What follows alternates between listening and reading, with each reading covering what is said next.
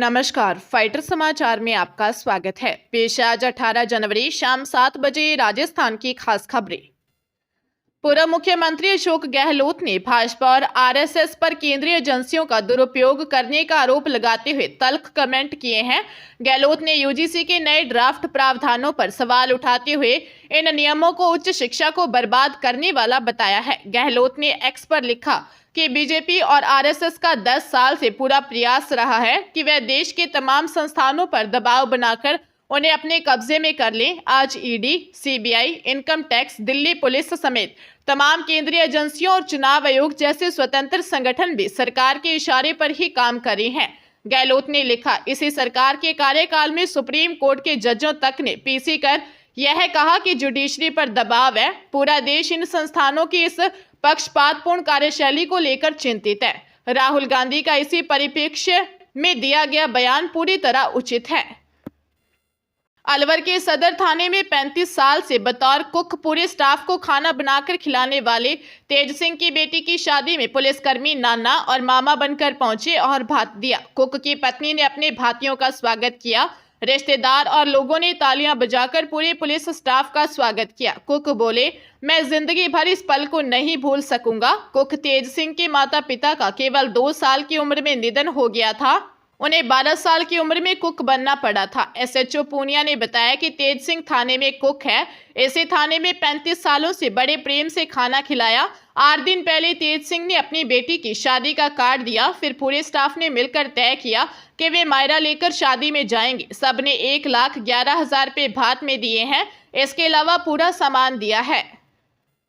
Punjab vigilance bureau ने जालंधर के भोगपुर में जूनियर इंजीनियर और लाइनमैन को 5,000 रुपए की रिश्वत लेते हुए रंगे हाथों गिरफ्तार किया है। गिरफ्तार किया गया जूनियर इंजीनियर पीएसपीसीएल भोगपुर में तैनात था, जिनकी पहचान जूनियर इंजीनियर मनजीत सिंह और लाइनमैन हरजीत सिंह के रूप में हुई है। आरोपियों के खिलाफ जालंधर रेंज विजिलेंस में एफआईआर दर्ज कर ली गई है। विजिलेंस के अधिकारी के अनुसार मकसूदा के सुदर्शन पार्क एरिया के रहने वाले सुमित वधवा ने एसीबी में दी शिकायत में बताया कि उक्त दोनों आरोपी उसके घर पर लगे पुराने मीटर को हटाने और बिजली का नया मीटर लगाने के बदले 10,000 रुपए की रिश्वत मांगकर परेशान कर रहे हैं।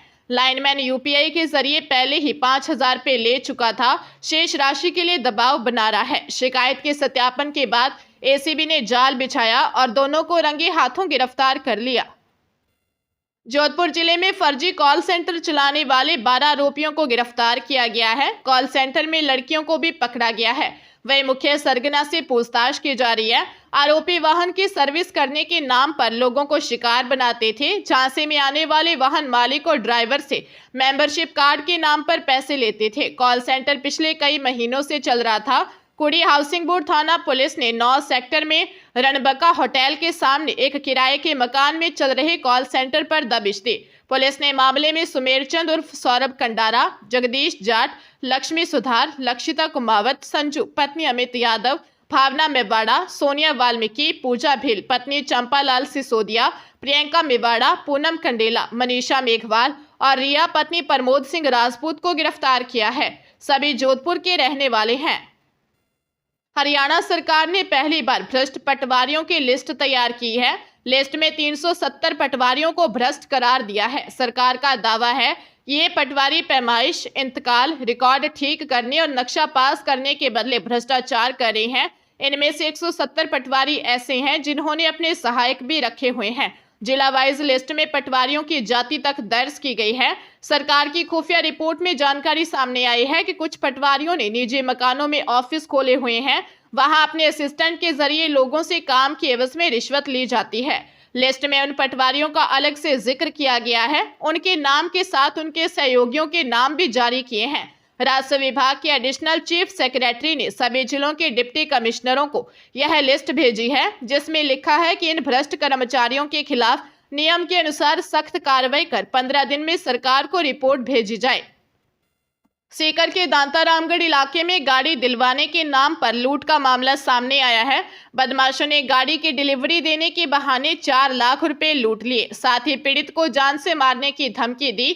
नोवा निवासी बिरदाराम ने रिपोर्ट में बताया कि वह आर्मी से रिटायर्ड हैं। उन्हें एक कैंपर गाड़ी की आवश्यकता थी। उनका संपर्क राजू राम निवासी डीडवाना से हुआ।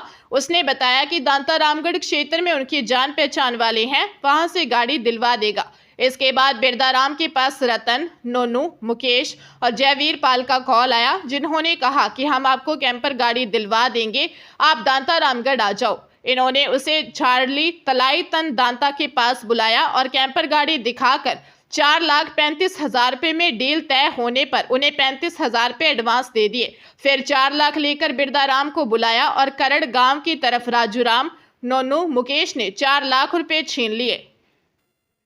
झालावाड़ जिले की भवानी मंडी थाना पुलिस ने नशे के सौदागरों के खिलाफ बड़ी कार्रवाई करते हुए करीब 700 ग्राम MDMA सहित 2 तस्करों को दबोचा है। जब्त मादक पदार्थ की अंतर्राष्ट्रीय बाजार में कीमत करीब 3 करोड़ रुपए आंकी जा रही है।